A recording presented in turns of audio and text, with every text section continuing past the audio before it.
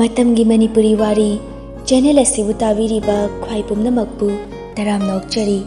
ngasi amuk laubirasi Tamphaleima taruk suba tangka nganbaga Tamphaga phone da wari sanaringai tanjadida Lilina Tamphabu kaurei Tampha How che kai haige Ho igi phone laise kanano namte yengu ai khut se thadok pa yadre as lakra phone ni sir I am the thamge ko ngan basu tapna khumlei hoi hoi ngan ba mathanta mukhanjai moi mache sisuba karan di thina tai he torise mi ikai na haijarak pasida ba adubu soidana di haiki gani ngasi egi laibak leitrabasu nongmadi soidana ai gi sunumi tholaki gani dana ngan ba asumna monda nungaina aram chair du da famlaga lei somdana amuk kamdauri chingkai as bye nangido ai ngamoi haiba Harrison ngamdaba yaroi aina haribs to ai nupi sage chingkai asairaga famthaki Harrison hey asairaga kanaroi aina to haribasi tawdradine nang nupi phangbagi wa leitre adumadi khangu se hogalo ai ready da lerbani ko Harrison nupi saraga masakado paitak tawraga leplaga lei chingkai Harrison da muk yeng makok amuk khot tawdana mamaya dom leithoki Harrison talle bai nang sidi phare yadrabani ne nangna thokpa tawraga leiro engon harakanu ko masi hairaga chatke tawba duda chingkai na khamlei as bai ngai khobam ta Harrison saurapna karino ai matam leti chalage nang sidi bai talle amta ngai khwabni nang dawna ise matam mangan me minati haima sauri bai si saukino ba ai ngasi di tawrage ba noma phajana ai practice tawrangi aduga ai nang haibada tawrage ba phai adudaga ai na haiba yadraba lambi da thengra fawada kauri da bane he chingkai noklaga hoise ado hotel da bora sabam sarse law masi hairaga chingkai ne Harrison gileng banda kolaga makhoi ani thokminaki nongma chingkai ne school lakpada lambi gi chidai amada miyai chalakpa chahi humpumuk suraba nupa amakhak makok pairaga chumna chatpa ngamdana hai duna chatlaga lerami chingkai gari ado khamlaga ahal adugi manakta changsili babung kaidorage ibungo ai kokse masi hairaga lepki chingkai waiting set aduda pusilaga tapna phamali kari lamdagino babungbo nupa adu wa ngangba phajana ngamdri chingkai school su sum thengjilakle man school chatkrabadi ahal adu mathanta matau karamna thanamdoino khanbada tofam khangri chingkai upai leitabadagi school adu chatpe leplaga magi gari maning adu tonghalaga hospital da pukhalei nupa adubu doctor na phajana treatment tawbaloraga ahal adu gyan khara lai Saros chingkai da call tawrei sir kara yorage chingkai sir ai hospital da lei ha kaidorage sir ima masa ngamdrabo nati da sir ima ge nati da aina school lakpada ahal ama lambi da makok ngawena tawraga lerami aduda aina mathanta thanambadu nungai tabadagi hospital da pukhat pirakpani sir kari lamdagino moi gi midadi pau pikrabo sir ngasai makai gyan ta dana leibadu da hangdri hojikpudi gyan khar lai ado ngahak leraga hangi tawbani hoi hoi phare adudi sir thamage ko hojik phaba sir laktabadu sum hangbani hoi sir somdana Tampha chingkai lakpa udabaduda kaidorabano haina school gi gate mapan de leptuna chingkai lakpra haina minute kangdana chaptha duna yengli Kavita su gari dagi kumtharaga school da changlei Kavita aima kari numan torisna kana lakpa ngari jano school gate yoksilakle Kavita su aduga Tampha da hairei nangbu kaidorage manungda leigi di leitradana gate mapan sida kana lakpa ngari no searching nati aikhoi tamona pot ama piramge haiba adugi sumngairumani oh laktribo hoi lakti kaidorabano khangdi hausi phaba lakti lakhani haibro hoi oh atring hek ngayo aisi tholake Tampha pakhatna hairi ha yarni da tholanu ꯇꯥꯃꯣꯗꯣ ꯂꯥꯛꯀꯗꯕꯁꯨ ꯃꯥꯜꯂꯛꯇ꯭ꯔꯦ ꯑꯩ ꯆꯪꯂꯛꯑꯗꯧꯅꯤ ꯍꯦ ꯉꯥꯏꯍꯥꯛ ꯉꯥꯏꯃꯤꯟꯅꯔꯁꯤ ꯀꯩꯅꯣ ꯌꯥꯔꯅꯤ ꯍꯥꯏꯕ ꯅꯪꯒꯤꯗꯣ ꯅꯕꯨꯡ ꯂꯥꯛꯄ ꯉꯥꯏꯕ ꯃꯥꯟꯁꯤꯜꯂꯛꯇ꯭ꯔꯤꯀꯣ ꯑꯗꯨ ꯌꯧꯁꯤꯜꯂꯛꯂꯗꯤ ꯋꯥꯈꯜꯒꯗꯤ ꯐꯔꯦ ꯂꯥꯎ ꯆꯪꯂꯁꯤ ꯃꯁꯤ ꯍꯥꯏꯔꯒ ꯇꯝꯐꯥꯅ ꯀꯕꯤꯇꯥꯒꯤ ꯃꯈꯨꯠ ꯄꯥꯏꯔꯒ ꯄꯨꯟꯅ ꯆꯪꯃꯤꯟꯅꯗꯨꯅ ꯀꯕꯤꯇꯥ ꯁꯥꯏꯟ ꯇꯧꯁꯤꯜꯂꯝꯂꯒ ꯁ꯭ꯇꯥꯐ ꯔꯨꯝꯗ ꯆꯪꯂꯛꯂꯒ ꯋꯥꯔꯤ ꯁꯥꯟꯅꯩ ꯀꯕꯤꯇꯥ ꯇꯝꯐꯥ ꯋꯥ ꯑꯃ ꯍꯥꯏꯌꯨꯔꯥ ꯍꯣꯏ ꯀꯔꯤ ꯋꯥꯅꯣ ꯅꯪꯅ ꯋꯥ ꯑꯃ ꯍꯥꯏꯒꯗꯧꯕ ꯂꯩ ꯍꯥꯏꯔꯒ ꯁꯨꯡꯍꯥꯏꯁꯨ ꯍꯥꯏꯗꯦ ꯃꯇꯥꯡꯗꯣ ꯆꯥꯗ ꯇꯧꯔꯤꯅꯤ ꯑꯗꯣ ꯑꯩꯅ ꯍꯥꯏꯗꯧꯔꯤꯁꯤ ꯅꯪ ꯌꯥꯗꯕꯗꯤ ꯌꯥꯔꯣꯏꯀꯣ ꯍꯥꯏꯔꯛꯏꯕ ꯋꯥꯍꯩꯗꯨꯗ ꯇꯝꯐꯥ ꯊꯃꯣꯏꯗ ꯃꯤꯍꯨꯜ ꯆꯣꯡꯂꯛꯏ ꯍꯣ ꯑꯗꯨ ꯀꯔꯤꯅꯣꯗꯣ ꯀꯣꯛ ꯍꯥꯏꯔꯣꯗꯅ ꯇꯝꯐꯥ ꯀꯕꯤꯇꯥꯒꯤ ꯋꯥꯗꯨ ꯇꯥꯅꯤꯡꯕꯅ ꯂꯥꯡꯇꯛꯅꯕꯅ ꯑꯁꯨꯝ ꯍꯦꯟꯒꯠꯂꯛꯏ ꯀꯕꯤꯇꯥ ꯉꯥꯏꯉꯝꯈꯤꯗ꯭ꯔꯦ ꯅꯪꯃꯁꯨ ꯍꯣ ꯉꯥꯏꯉꯝꯗꯕꯒꯤ ꯋꯥ ꯅꯠꯇꯦ ꯏꯕꯦꯝꯃ ꯍꯥꯏꯒꯗꯕ ꯂꯩꯔꯗꯤ ꯀꯣꯛ ꯍꯥꯏꯌꯨ ꯍꯥꯏꯕꯒꯤ ꯋꯥꯅꯤ ꯑꯃꯨꯛꯁꯨ ꯍꯥꯏꯅꯤꯡꯒꯨꯝ ꯑꯃꯨꯛꯁꯨ ꯍꯥꯏꯅꯤꯡꯗꯒꯨꯝ ꯃꯇꯥꯡ ꯑꯗꯨꯗ ꯁꯔꯣꯖ ꯆꯪꯂꯛꯏ ꯁꯔꯣꯖ ꯑꯣꯖꯥ ꯃꯌꯥꯝ ꯉꯁꯤꯗꯤ ꯁꯔꯖꯤꯡꯈꯩꯗꯣ ꯂꯥꯛꯑꯔꯣꯏꯅ ꯍꯥꯏꯔꯤ ꯑꯗꯨꯅ ꯃꯥꯒꯤ ꯀ꯭ꯂꯥꯁꯇꯣ ꯉꯁꯤ ꯐꯥꯔꯁ ꯄꯤꯔꯤꯌꯠꯇ ꯑꯣꯐ ꯂꯩꯕ ꯃꯤ ꯑꯃꯅ ꯑꯃꯨꯛꯇ ꯆꯪꯕꯤꯌꯨ ꯃꯁꯤ ꯍꯥꯏꯔꯝꯂꯒ ꯊꯣꯛꯈ꯭ꯔꯦ ꯁꯔꯣꯖꯅ ꯍꯦꯛ ꯊꯣꯛꯈꯤꯕꯒ ꯑꯣꯖꯥ ꯃꯌꯥꯝ ꯑꯗꯨꯅ ꯁꯔꯖꯤꯡꯈꯩꯒꯤ ꯀ꯭ꯂꯥꯁꯇꯣ ꯀꯅꯥ ꯆꯪꯂꯨꯒꯦ ꯍꯥꯏꯕꯅꯣ ꯑꯩꯈꯣꯏꯒꯤꯗꯤ ꯀ꯭ꯂꯥꯁ ꯂꯩꯀꯣ ꯇꯝꯐꯥ ꯈꯪꯍꯧꯗꯅ ꯁꯔ ꯑꯩ ꯆꯪꯂꯨꯔꯒꯦ ꯋꯥꯍꯩ ꯑꯗꯨꯗ ꯀꯕꯤꯇꯥꯗꯤ ꯉꯛꯅ ꯑꯦ ꯀꯔꯤꯅꯣ ꯅꯪ ꯅꯁꯥꯒꯤ ꯀ꯭ꯂꯥꯁ ꯂꯩꯖꯔꯤꯗꯨꯗꯤ ꯍꯥ ꯑꯁ ꯑꯩ ꯀꯥꯎꯊꯣꯛꯈꯤꯕꯅꯤ ꯃꯁꯤ ꯍꯥꯏꯔꯒ ꯏꯀꯥꯏ ꯅꯨꯡꯁꯤ ꯌꯥꯅꯅ ꯅꯣꯛꯐꯦꯠ ꯇꯧꯔꯒ ꯂꯩ ꯀꯕꯤꯇꯥꯁꯨ ꯃꯆꯤꯟ ꯈꯨꯝꯖꯤꯜꯂꯒ ꯅꯣꯛꯏ ꯑꯣꯖꯥ ꯃꯌꯥꯝ ꯀꯦꯟꯇꯤꯟꯗ ꯆꯥ ꯕꯣꯔꯥ ꯆꯥꯔꯤ ꯀꯕꯤꯇꯥꯒ ꯇꯝꯐꯥꯒꯁꯨ ꯀ꯭ꯂꯥꯁ ꯆꯪꯂꯨꯕꯒꯤ ꯋꯥꯔꯗꯨꯅ ꯆꯥ ꯒ꯭ꯂꯥꯁ ꯑꯃꯃꯝꯇꯪ ꯊꯛꯃꯤꯟꯅꯔꯨꯁꯤ ꯍꯥꯏꯗꯨꯅ ꯃꯈꯣꯏ ꯑꯅꯤꯁꯨ ꯀꯦꯟꯇꯤꯟꯗ ꯆꯪꯂꯛꯇꯨꯅ ꯇꯣꯉꯥꯟꯅ ꯅꯥꯀꯜ ꯑꯃꯗ ꯃꯈꯣꯏ ꯑꯅꯤ ꯐꯝꯃꯤꯟꯅꯔꯒ ꯆꯥ ꯊꯛꯃꯤꯟꯅꯩ ꯉꯥꯟꯕꯁꯨ ꯀꯦꯟꯇꯤꯟꯗ ꯆꯪꯂꯛꯏ ꯇꯝꯐꯥꯒ ꯀꯕꯤꯇꯥꯒ ꯐꯝꯂꯒ ꯂꯩꯕꯗꯨ ꯎꯕꯗ ꯆꯪꯂꯛꯏ ꯃꯤꯁ ꯆꯥ ꯊꯛꯃꯤꯔꯣ ꯉꯥꯟꯕꯅ ꯍꯪꯂꯤꯕꯗꯨ ꯀꯕꯤꯇꯥꯅ ꯈꯨꯝꯂꯛꯏ ꯍꯣꯏ ꯁꯔꯁꯨ ꯊꯛꯁꯤꯜꯂꯛꯑꯣ ꯉꯥꯟꯕ ꯀꯕꯤꯇꯥꯒꯤ ꯅꯥꯀꯟꯗ ꯐꯝꯃꯤ ꯁꯔ ꯆꯥꯎ ꯕꯣꯔꯥꯁꯦ ꯑꯁꯥꯕꯅꯤ ꯅꯣꯏ ꯂꯩꯔꯝꯃꯨꯀꯣ ꯑꯩ ꯀꯤꯂꯤ ꯆꯅꯥꯔ ꯃꯤꯛꯆꯔ ꯀꯔꯤꯅꯣ ꯈꯔ ꯂꯧꯔꯨꯈꯤꯒꯦ ꯁꯔ ꯌꯥꯔꯅꯤꯌꯦ ꯑꯩ ꯂꯧꯔꯨꯔꯒꯦ ꯍꯦꯔꯥ ꯂꯩꯔꯝꯃꯨ ꯑꯩ ꯂꯧꯔꯨꯒꯦ ꯁꯔ ꯑꯩ ꯂꯧꯔꯨꯔꯒꯦ ꯃꯁꯤ ꯍꯥꯏꯔꯒ ꯀꯕꯤꯇꯥ ꯍꯧꯒꯠꯂꯒ ꯆꯠꯈꯤ ꯉꯥꯟꯕ ꯇꯝꯐꯥꯗ ꯌꯦꯡꯂꯒ ꯃꯤꯁ ꯑꯩꯈꯣꯏꯒꯤ ꯀꯣꯏꯕ ꯆꯠꯄꯗꯣ ꯍꯌꯦꯡ ꯍꯪꯆꯤꯠꯇ ꯉꯥꯏꯁꯤꯜꯂꯛꯂꯦꯅꯦ ꯍꯣꯏ ꯁꯔ ꯑꯩꯗꯤ ꯑꯗꯨꯒꯤ ꯃꯇꯝꯗꯣ ꯉꯥꯏꯕꯗꯕꯨ ꯋꯥꯔꯕꯅꯤꯗ ꯑꯩꯁꯨꯅꯦ ꯑꯗꯨꯒꯤ ꯅꯨꯃꯤꯠꯇꯨꯗ ꯑꯩꯁꯨ ꯀꯔꯤꯅꯣꯃ ꯁꯨꯝ ꯍꯥꯏꯅꯤꯡꯕ ꯋꯥ ꯑꯃ ꯂꯩꯕ ꯁꯔ ꯀꯔꯤ ꯋꯥꯅꯣ ꯍꯧꯖꯤꯛꯇꯤ ꯍꯥꯏꯕ ꯌꯥꯗꯦ ꯀꯣꯟꯅ ꯅꯨꯃꯤꯠꯇꯨꯗ ꯍꯥꯏꯒꯦ ꯍꯣꯏ ꯁꯔ ꯑꯗꯣ ꯁꯔ ꯆꯥꯛꯇꯤ ꯀꯅꯥꯅ ꯊꯣꯡꯕ ꯇꯥꯔꯦ ꯑꯩ ꯂꯩꯁꯤꯗꯤ ꯆꯥꯛꯀꯤꯗꯤꯅꯦ ꯀꯔꯤꯁꯨ ꯈꯜꯂꯨꯅꯨ ꯑꯣ ꯑꯗꯨꯗꯤ ꯑꯗꯨꯒꯤ ꯅꯨꯃꯤꯠꯇꯨꯗ ꯁꯔꯒꯤ ꯈꯨꯠ ꯇꯪꯕ ꯇꯥꯔꯦꯗꯅ ꯍꯣꯏꯅꯦ ꯇꯪꯒꯗꯣꯏꯅꯦ ꯑꯩꯈꯣꯏ ꯏꯃꯨꯡꯒꯤ ꯃꯤꯁꯤꯡꯁꯦ ꯑꯩꯅ ꯊꯣꯡꯕꯗ ꯍꯥꯏ ꯂꯩꯔꯄꯣꯠꯅꯤ ꯍꯥꯏꯁꯤꯅꯗꯤ ꯁꯔꯁꯦ ꯆꯥꯛ ꯏꯟꯁꯥꯡ ꯊꯣꯡꯕꯗ ꯑꯦꯛꯁꯄꯔꯠ ꯌꯥꯝꯅ ꯑꯣꯏꯔꯦꯅꯦ ꯍꯣꯏ ꯑꯗꯨꯃꯥꯏꯅ ꯍꯥꯏꯕ ꯇꯥꯔꯦ ꯃꯈꯣꯏ ꯑꯅꯤꯅ ꯋꯥꯔꯤ ꯁꯥꯟꯅꯔꯤꯉꯩ ꯀꯕꯤꯇꯥ ꯃꯤꯛꯆꯔ ꯄ꯭ꯂꯦꯠ ꯑꯅꯤ ꯄꯥꯏꯔꯒ ꯍꯣꯇꯦꯜ ꯑꯗꯨꯗ ꯌꯥꯎꯕꯤ ꯅꯨꯄꯤ ꯃꯆꯥ ꯑꯃꯅ ꯆꯥ ꯄꯨꯔꯒ ꯊꯣꯛꯂꯛꯏ ꯑꯗꯨꯒ ꯇꯦꯕꯜ ꯃꯊꯛꯇꯨꯗ ꯊꯝꯃꯤ ꯀꯕꯤꯇꯥ ꯁꯦ ꯁꯔ ꯆꯥꯁꯦ ꯃꯤꯛꯆꯔ ꯄ꯭ꯂꯦꯠꯁꯤꯃ ꯁꯔꯅ ꯆꯥꯔꯣ ꯑꯃꯁꯤꯅ ꯏꯕꯥꯅꯤ ꯆꯥꯔꯒꯦ ꯍꯩꯃꯥ ꯀꯩꯅꯣ ꯄꯨꯟꯅ ꯆꯥꯃꯤꯟꯅꯁꯤ ꯑꯩꯕꯨ ꯑꯇꯣꯝꯕꯤꯅ ꯄꯣꯛꯄ ꯃꯆꯥ ꯇꯥꯍꯟꯕꯤꯒꯦ ꯍꯥꯏꯔꯣ ꯉꯥꯟꯕꯒꯤ ꯋꯥꯍꯩꯗꯨꯗ ꯇꯝꯐꯥꯁꯨ ꯅꯣꯛꯂꯒ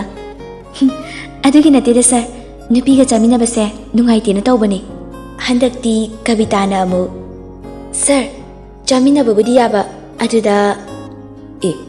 ꯑꯗꯨꯗ ꯀꯩꯗꯧꯔꯕ ꯄꯤꯔꯣ ꯅꯣꯏꯒꯤ ꯄ꯭ꯂꯦꯠꯇꯣ ꯁꯔ ꯀꯔꯤꯒꯤꯅꯣ ꯍꯩꯃꯥ ꯄꯤꯔꯛꯑꯣꯅꯦ ꯁꯤ ꯍꯥꯞꯀꯦ ꯑꯗꯨꯒꯅꯦ ꯄꯨꯟꯅ ꯆꯥꯃꯤꯟꯅꯁꯤ ꯉꯥꯟꯕꯒꯤ ꯃꯇꯧ ꯑꯗꯨꯗ ꯇꯝꯐꯥꯒ ꯀꯕꯤꯇꯥꯒ ꯃꯈꯣꯏ ꯑꯅꯤ ꯑꯣꯟꯁꯤꯟꯅꯔꯒ ꯅꯣꯛꯐꯦꯠ ꯇꯧꯏ ꯁꯣꯝꯗꯅ ꯆꯤꯡꯈꯩ ꯑꯍꯜ ꯑꯗꯨꯒꯤ ꯃꯅꯥꯛꯇ ꯐꯝꯂꯒ ꯋꯥ ꯍꯪꯂꯛꯏ ꯄꯥꯕꯨꯡꯁꯤꯕꯨ ꯀꯔꯤ ꯂꯝꯗꯒꯤꯅꯣ ꯏꯕꯨꯡꯉꯣ ꯑꯩꯁꯦ ꯑꯁꯤꯗꯒꯤꯅꯤꯅꯦ ꯑꯣ ꯄꯥꯕꯨꯡꯒꯤ ꯃꯤꯡꯕꯨ ꯀꯔꯤ ꯀꯧꯒꯦ ꯏꯕꯨꯡꯉꯣ ꯏꯄꯥꯒꯤ ꯃꯤꯡꯗꯤꯅꯦ ꯄꯤꯁꯛ ꯀꯧꯏ ꯑꯣ ꯄꯥꯕꯨꯡ ꯑꯩꯁꯨ ꯉꯁꯥꯏꯅ ꯌꯨꯝꯗ ꯄꯥꯎ ꯄꯤꯈꯤꯕ ꯌꯥꯔꯕꯅꯤ ꯑꯗꯨꯗ ꯄꯥꯕꯨꯡꯗ ꯍꯪꯂꯒ ꯁꯤꯒ ꯃꯥꯏꯒ ꯇꯥꯟꯅꯒꯗꯕꯗꯣ ꯄꯥꯕꯨꯡꯅ ꯒ꯭ꯌꯥꯟ ꯇꯥꯗꯅ ꯂꯩꯕꯗꯨꯗ ꯍꯪꯗ ꯂꯩꯔꯕꯅꯤ ꯑꯗꯣ ꯄꯥꯕꯨꯡꯒꯤ ꯌꯨꯝꯒꯤ ꯅꯝꯕꯔꯒ ꯈꯪꯕꯤꯕ꯭ꯔꯣ ꯍꯣꯏ ꯈꯪꯏ ꯏꯆꯥꯅꯨꯄꯤꯒꯤ ꯅꯝꯕꯔ ꯍꯥꯏꯔꯛꯀꯦ ꯆꯤꯡꯈꯩ ꯃꯥꯒꯤ ꯐꯣꯟꯗꯨꯗ ꯅꯝꯕꯔ ꯑꯗꯨ ꯅꯝꯂꯒ ꯗꯥꯏꯜ ꯇꯧꯏ ꯐꯣꯟ ꯑꯗꯨ ꯔꯤꯡꯗꯤ ꯆꯠꯂꯒ phone ꯄꯥꯏꯈꯠꯂꯛꯇꯦ Chinkai amukasu redial tawi adudasu paikhalakti last oina amuktang tawraga yenge haiduna ahumlak subada phone adu nupadugi machanupi leisabi aduna paikhalei. Hello kana sibu pisagoigi yum oibirabra? Hoi mani kari takpigadaba sumdobani pabung pisakto ngasai lambi chatpa ngamdadana leirambadagi aina hospital da pukhatuna leiri. Nupi adusu pakhatna hanglei. Ha karamba hospital da? Rims hospital da ne. Oh phare dudi ai lakcharage. Masi hairaga phone adu phathamki. Dress do prep sesilaga mama ga punna rims tamna lai. Chinkai pungse sum thengzilakpa duda masa do leitadri mayumdasu mama mathanta lehauba duda mayumda chatningbana masa do khoro khoro kholi nupi dugi kolai pisakna kolado receive tawi. Nupi aduna baba ekoi yokselagli karom side dun leiri dubo mana leiri bam famadu pisakna hairaga phone adu thamkri. Ibungo icha nupi hoisi yoksele na haine. Chinkai na amu oh phare do babung aisu sana batawragi yumdasu ima mathanta lei. Aima ibungo ngai khone nangi sel lawko aduga ne nangi number du supiramu.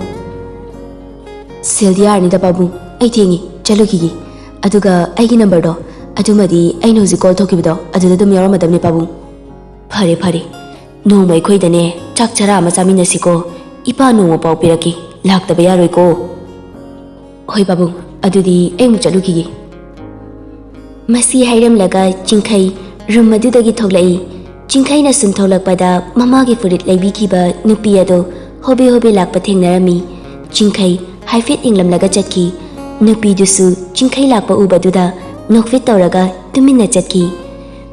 Nupi dusu Chinkai na tholakliba lambi duda changki. Chinkai mayum yoraduna masa adu lengam sangamdana yamna chokthana changlai. Madu ubada patina. Haima kaidore ngasidia yam thengna halaisina. Chinkai na thengnarakiba tawkiba thodok pumnamak adugi wari pumbadu lirami. Wari adu taraga patisu oh makoigi yungi midi la haurabra nangna laklabade? Hoima laedi hai ado ai moigadi thengnaktre ima mathanta leibado nungairamaroina ai hana hekta laabani. Phare phare changu potha zaruro nangsu waramlani ima ne chak thongbiruragi. Chinkai magi kada changlaklaga phi fo hongdokta kai phamungda longna hipthaki sur sangna hondoklaga tamphagi wakhal khalei. Sumaina aina wana halaklaga managa seba tawbirabadi kayada nungaigadabano haisu haibani ima se yam wazarabani mamogi seba kaido pamjaribani. Adubu tampha karamba matamdano nangna ikhoida punchi chupagi laktuna leiragadaba? As maru oina aina magi mafamda nungsi phongdokpa ngamdabase masini. Bai herisana haibasu haibani aise onthokna nupa sa thokidraba. Chinkai asumna khailaga mafia do hongdoi phi hongba loiraga bathroom da changki. Pati nungdangi chak thongli chak loiraduna makhoi ani chak chaminaraga wari sanei. Mama patina hai ibungo ima se isa yamna nungaite ima se kuina punsigadaba masilaktrebo. Chinkai chak saina saina karigino ima sibaga yadriko wakal dusu atu kyamna sonthagadaba nate. Sonthada yadadana sonthari ne ima se imau masa khangdana ne chatkiba soidrabani. As ima wa me ngangbaga imau namongna seba tawdana kayam yamna nasado phagalakaduino? Hai isa phagalakpagi wa khakta natine nangbo imau masa khangdana sikhiba tarabadi ai sibu macha nupa pokcharubagi kari kanaribagi. Yare chakto pukthana chatho aduga potharuro. Nama aina sikhraga nangne tungda namittagi na pisoidana tarakhigani ko nang. Pilabani ekhoi masidi. Nongalaga Chinkai school ngantana lai. Chinkai na school yorakpada oza amta laklamdri. Chinkai Jesus Day numitta tamphagi photo kaphobadu yenglaga momo noklaga wakhalda yengmagi penba naidraba nangi saktamase karigumba mi yoigiba tarabadi aise angawba haibadu oihorani. Nangboigi thamoigi huse kitang dorabasu khangbiu kaidobagi nungsibi. ngaihak leiraga oza singsu manam laknarei Tamphaga Kabitaga principal room da sign tauba changki Jinkai phamaga leibadu uramda makoyani wari sanaraga chakki sign tauba loiraga tholakpadadi Kabitana Jinkai phamlaga leibadu ui Tamphadi udabanina Jinkai gi mapa hek yobaga Jinkai gi wapa lei ngasisu sar Jinkai do lawi jalo mingonda gidi hairi madi school changnaina yam lakpanina hairak liba wa aduda Kabita nomi tauraga Tamphada kuchapina chapi Tamphasu as ayuma nai kaino Kabita tapna sonthangna hairei sardo sida lehawi haujikta da Tamphasu ha as adu nang ngasai nu uradi kok hairak pa kedoge e nangna du hairakani di kanana khangduino nahan khaidi thengna lakpaduda aisu laum khiroina hairumni kaino ma layena signal pirapasnati tarasu kedawege ikaidana ne hayeng makhaidi school changnaina la adabni nang sidi bema nangna ngangli do BP ni sarna taramadi ne thakha naidena amu ngangbirak chani e BP orega kedorage aina hauji khai ki bawado karisu thakha naidabagi wa yaukidi hoi yari bema nangse ngangna baga ngamjaba janati nganba sign tawbani haiduna lai ngasidi school lakpa yamna ngalamina nganbana hairi bawa adu Kabitana khomlai hoi sir ngasidi khara ngana hekta laklagena laabani o adudi aisu sign amta tarukige hoi sir makoyani cheru da famkre Kabita Tamphadon sinduna wa hanglai Tampha nangi khangnaba miga leibro mami sami oina amadi leiye ha kaino harisibo mami sami harisibu kaino nangbu mami sami khangdro yari bima asingbado kok hairu kaidorage hoina harise asingbani talli he nangsidi asingba oiba wa mate haidi si hairu haibani nangi khangnajaba miga leibra haba leitida ado nang aigi mateng amta pangera hoini pangini ado nang aina haiba wa amadi yada yadaba kari wano hayeng haigi hayeng natro ꯑꯩꯈꯣꯏꯒꯤ ꯀꯣꯏꯕ ꯆꯠꯅꯤꯅ ꯍꯥꯏꯕꯗꯨꯕꯣ ꯍꯣꯏ ꯃꯥꯅꯤ ꯑꯗꯨꯗꯤ ꯃꯌꯥꯝ ꯄꯨꯟꯕꯗꯨꯗꯤ ꯀꯥꯏꯗ ꯄꯨꯟꯕ ꯇꯥꯔꯦ ꯃꯗꯨꯃꯗꯤ ꯈꯪꯗꯤꯌꯦ ꯑꯗꯣ ꯐꯔꯦ ꯅꯪꯅꯦ ꯕꯖꯥꯔꯗ ꯄꯨꯟꯅ ꯊꯦꯡꯅꯔꯁꯦ ꯑꯗꯣ ꯉꯟꯇꯥꯅꯗꯤ ꯂꯣꯏꯁꯤꯜꯂꯒ ꯂꯩꯌꯨꯀꯣ ꯍꯣꯏ ꯂꯩꯔꯝꯒꯦ ꯃꯁꯤ ꯍꯥꯏꯗꯨꯅ ꯇꯝꯐꯥꯒꯤ ꯋꯥꯈꯜꯗ ꯍꯌꯦꯡꯁꯦ ꯁꯔ ꯆꯤꯡꯈꯩꯗꯣ ꯑꯩꯒ ꯆꯠꯃꯤꯟꯅꯁꯦ ꯉꯥꯏꯔꯝꯃꯨ ꯀꯥꯏꯅ ꯍꯥꯏꯔꯛꯂꯗꯤ ꯐꯒꯗꯕꯅꯤ ꯋꯥꯈꯜ ꯑꯗꯣ ꯈꯜꯂꯤꯉꯩ ꯀꯕꯤꯇꯥꯅ ꯇꯝꯐꯥꯗ ꯑꯃꯨꯛ ꯅꯪ ꯍꯌꯦꯡ ꯌꯥꯍꯧ ꯉꯜꯂꯨꯀꯣ ꯍꯣꯏ ꯑꯗꯣ ꯑꯩꯈꯣꯏ ꯇꯥꯃꯣꯗ ꯊꯤꯜꯍꯜꯂꯛꯑꯒꯦ ꯇꯥꯃꯣꯗꯨꯕꯨ ꯊꯤꯟꯕꯤꯌꯨ ꯌꯥꯔꯛꯀꯗ꯭ꯔꯥ ꯈꯪꯗꯦ ꯍꯩꯃꯥ ꯑꯩꯗꯤ ꯀꯥꯎꯏꯅꯦ ꯁꯔ ꯆꯤꯡꯈꯩꯒ ꯅꯣꯏꯒ ꯑꯗꯨꯝ ꯂꯝꯕꯤ ꯄꯨꯜꯂꯤꯀꯣ ꯑꯗꯨ ꯑꯣꯏꯔꯗꯤ ꯁꯔ ꯆꯤꯡꯈꯩꯒꯅꯦ ꯄꯨꯟꯅ ꯂꯥꯛꯃꯤꯟꯅꯕ ꯌꯥꯔꯅꯤ ꯅꯪꯅ ꯍꯥꯏꯕ ꯇꯜꯂꯁꯨ ꯑꯩ ꯍꯥꯏꯕꯤꯒꯦ ꯍꯥꯏꯔꯛꯂꯤꯕ ꯋꯥꯍꯩꯗꯨꯗ ꯇꯝꯐꯥꯁꯨ ꯌꯥꯅꯤꯡꯗꯕ ꯁꯥꯔꯒ ꯍꯥꯏꯔꯨꯅꯨꯗ ꯑꯩ ꯑꯗꯨꯝ ꯂꯥꯛꯆꯔꯒꯦ ꯍꯣꯏꯅꯦ ꯍꯥꯏꯕ ꯍꯥꯏꯗꯕ ꯑꯗꯣ ꯈꯔ ꯉꯟꯅꯗꯤ ꯂꯣꯏꯁꯤꯜꯂꯨꯀꯣ ꯍꯣꯏ ꯑꯗꯣ ꯉꯁꯤꯗꯤ ꯊꯦꯡꯉꯁꯨ ꯊꯦꯡꯅ ꯕꯖꯥꯔꯗꯒꯤ ꯐꯤꯔꯣꯜ ꯈꯔ ꯂꯩꯈꯤꯁꯤꯔꯥ ꯍꯣꯏ ꯌꯥꯏꯌꯦ ꯑꯩꯁꯨ ꯍꯥꯏꯒꯦ ꯇꯧꯔꯝꯃꯤꯅꯤ